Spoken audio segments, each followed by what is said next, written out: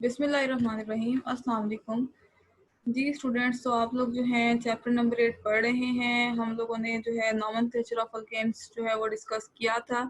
इसको हम ब्रीफ सा देख लेते हैं और आगे अपने लेक्चर को कंटिन्यू करते हैं।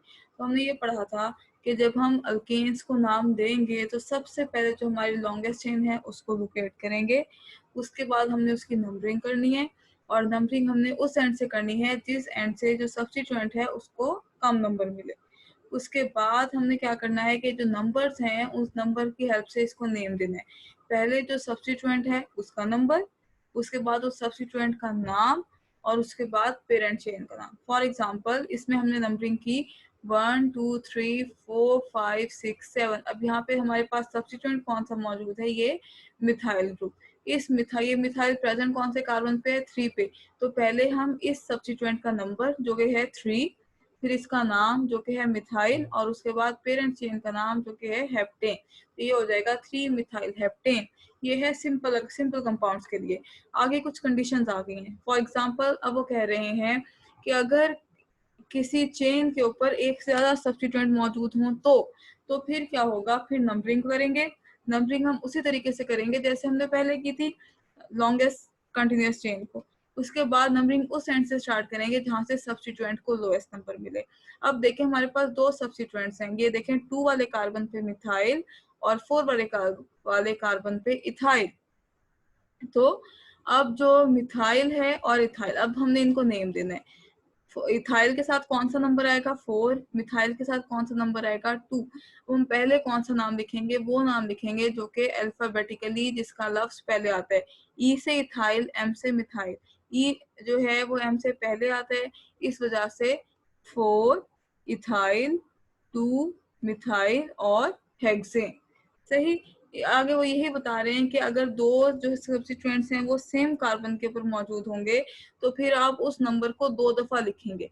ये बात याद रखिएगा कि जितने सब्स्टिट्यूएंट्स मौजूद हों आपके जो फॉर्मूला नाम है उसके अंदर उतने नंबर्स जो हैं वो लाजमी आने चाहिए।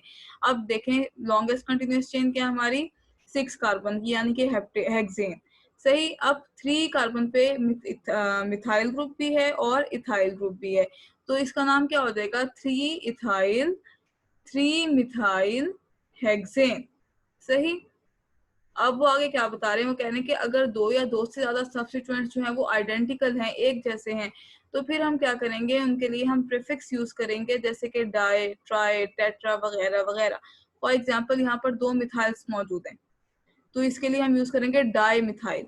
और डाई मिथाइल तो यूज करेंगे लेकिन यहाँ पे साथ में उनका नंबर भी हम जितने मिथाइल्स होंगे उतने नंबर हमें मेंशन करने होंगे। अगर हम डाई मिथाइल लिख रहे हैं, डाई का मतलब है 2, तो डाई मिथाइल से पहले 2 नंबर लाजमी होने चाहिए। अगर हम ट्राई मिथाइल लिख रहे हैं तो ट्राई मिथाइल से पहले 3 नंबर्स लाजमी होने चाहिए। अगर हम टेट्रा लिख रहे हैं तो टेट्रा से पहले 4 नंबर्स लाजमी होने चाहिए। ये नंबर बताते हैं कि ये जो मिथाइल ग्रुप है ये कौन कौन से कार्बन के ऊपर मौजूद है। ये जो आयोपेक रूल्स हैं इनका सबसे बड़ा एडवांटेज ही ये है कि हम इस फॉर्मूला से नेम लिख सकते हैं और इस नेम से फॉर्मूला। अब हम इस एग्जांपल को देख लेते हैं। ये क्या है हमारे पास 1 2 3 4, 4 कार्बन की चेन लॉन्गेस्ट हो गई। इसका मतलब है इसका पेरेंट नेम है ब्यूटेन। अब 2 और 3 कार्बन के ऊपर हमारे पास 4 आइडेंटिकल ग्रुप्स लगे हुए हैं, चारों एक जैसे ग्रुप हैं जो कि हैं मिथाइल। जब चारों एक जैसे हैं तो हम 4 का लेके क्या यूज करेंगे, टेट्रा। अब हम क्या लिखेंगे 2 2 3 3। पहले सारे के सारे नंबर्स लिख दिए, उसके बाद हमने बता दिया कि कितने हैं, 4। Tetra methyl butane. सही। होपफुली आपको समझ आ गई होगी। अगर कोई भी प्रॉब्लम हो तो आप लोग बेटा पूछ सकते हैं। अब नेक्स्ट क्या है, वो ये कहते हैं कि जो मेजॉरिटी ऑफ अल्केन्स हैं उनको हम इन रूल्स के जरिए से नेम दे सकते हैं। लेकिन आगे वो 2 रूल्स और बता रहे हैं कि अगर ऐसा कभी कोई केस आ जाए तो फिर आप क्या करेंगे। अब वो कह रहे हैं कि अगर 2 चेन्स हों और वो जो दोनों चेन्स हैं वो दोनों लॉन्गेस्ट हों, दोनों की जो लेंथ है वो बराबर हो, तो फिर आप कौन सी चेन यूज करेंगे। देखें इसको इसको जरा गौर से देखें। अब देखें हम जो है, अब ये हमारे पास है 1 2 3 4 5 6, 6 कार्बन। सही।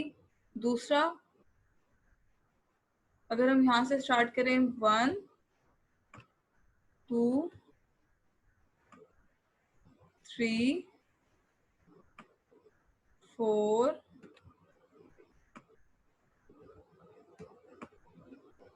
5 6। सही। अब अगर हम इस वाली चेन को देखें तो यहाँ पर जो सब्स्टिट्यूएंट हैं उनको कौन सा नंबर मिल रहा है? 4। सही। और अगर हम इस वाली चेन को देखें तो जो इस चेन के अंदर जो सब्स्टिट्यूएंट्स हैं उनको कौन सा नंबर मिल रहा है?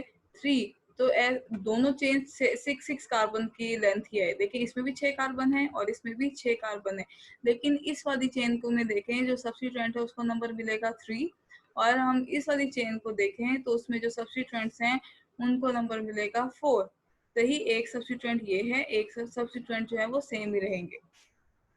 तो ऐसे केस में फिर जो हमारी जो लॉन्गेस्ट चेन होगी वो वाली होगी जिसमें सब्स्टिट्यूएंट को कम नंबर मिले। तो इसका मतलब है कि ये जो आपके नंबर मेंशन किए हुए हैं बुक वालों ने, ये वाली चेन जो है ये लॉन्गेस्ट चेन हो जाएगी। अब इसका नाम देखें। अब हमारे पास 3 के ऊपर ही मिथाइल है और 3 के ऊपर ही इथाइल है, तो फिर हम इसका क्या नाम देंगे?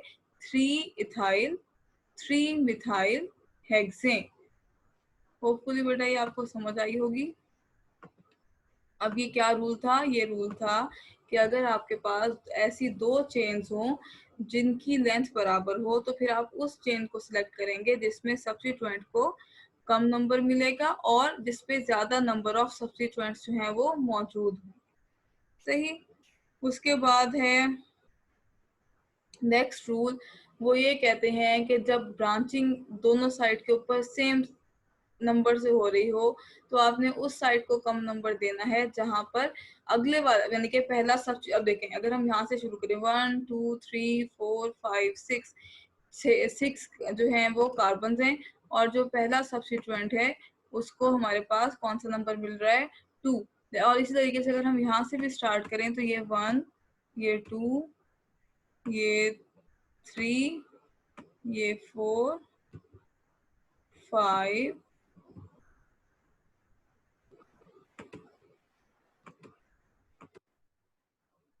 ये 5 और ये 6। सही। तो यहाँ पे भी पहले से सब्स्टिट्यूएंट को 2 नंबर ही मिल रहे हैं और यहाँ पे भी अगर हम इस तरफ से नंबरिंग शुरू करें तो भी 2 नंबर मिल रहे हैं। तो फिर वो कह रहे हैं कि ऐसे केस के अंदर आप अगला पॉइंट ऑफ डिफरेंस देखेंगे कि अगले वाले को क्या मिल रहा है। अगले सब्स्टिट्यूएंट अब यहाँ पे जो है अगले सब्स्टिट्यूएंट को नंबर मिल रहा है, अगर हम इस वाली नंबरिंग के हिसाब से देखें 3 और अगर हम इस वाली नंबरिंग के हिसाब से देखें तो 4। तो इसका नाम क्या होगा? 2 3 5 ट्राई मिथाइल हेक्सेन, ना के 2 4 5 ट्राईमिथाइल हेक्सेन। होपफुली बेटा ये आपको रूल समझ आए होंगे। इनको दोबारा से पढ़ें, बार बार पढ़ें। अगर ये आपको समझ नहीं आएगा तो फिर आपके लिए बहुत प्रॉब्लम हो जाएगा। इसको अभी से समझ लें तो ये आपके लिए अच्छा है। अल्केन्स का नॉमेनक्लेचर कंप्लीट हो गया। अल्केन्स के नॉमेनक्लेचर का क्या हमारे पास रूल्स हैं? सबसे पहला रूल है कि आपने लॉन्गेस्ट कंटिन्यूअस चेन को सिलेक्ट करना है, उसके बाद नंबरिंग करनी है। नंबरिंग उस एंड से करनी है जिस एंड में सब्स्टिट्यूएंट को कम नंबर मिलेगा।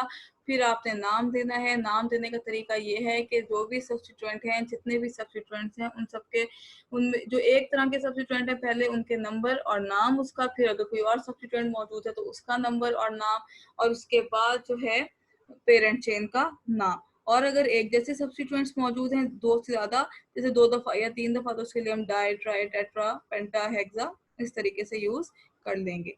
सही। अब है हमारे पास नॉमेनक्लेचर ऑफ अल्कीन्स। अल्कीन्स जो है वो कौन से ऑर्गेनिक कंपाउंड्स होते हैं?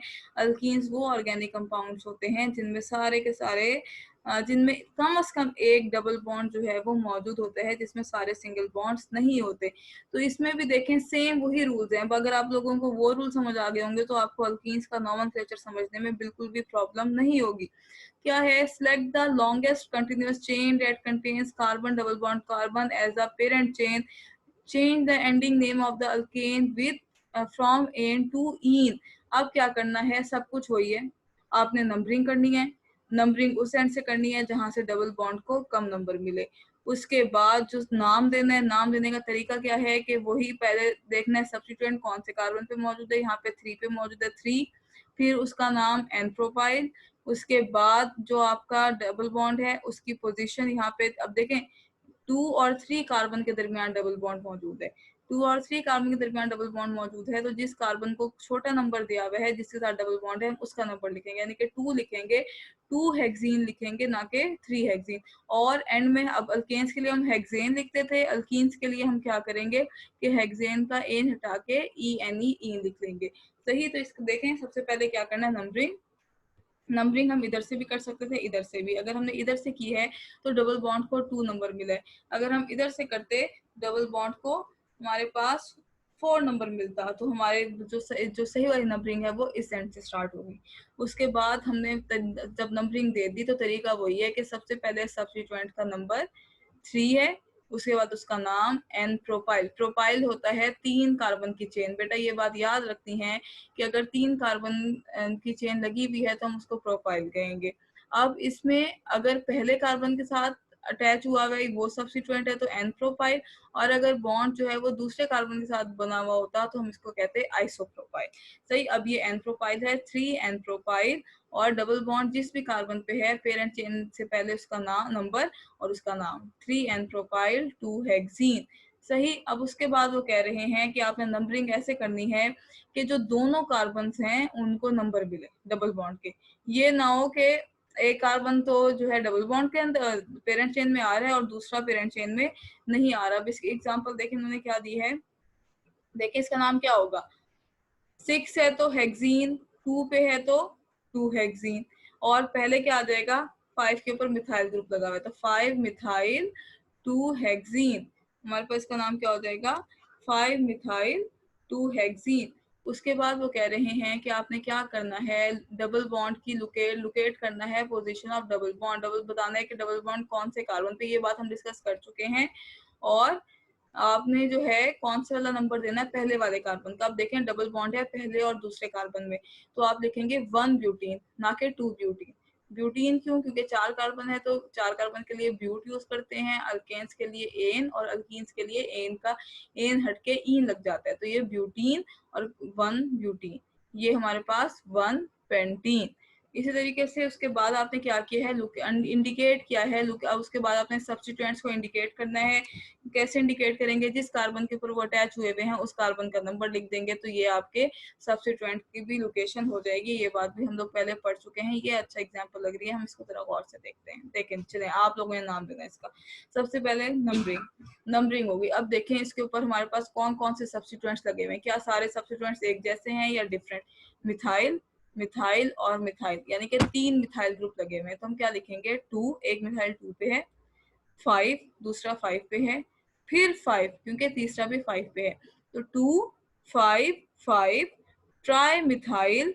उसके बाद ये हेक्सीन है और जो डबल बॉन्ड है वो कौन से कार्बन में मौजूद है, 2 पे, तो हम लिखेंगे इसका नाम 2 5 5 ट्राई मिथाइल 2 हेक्सीन।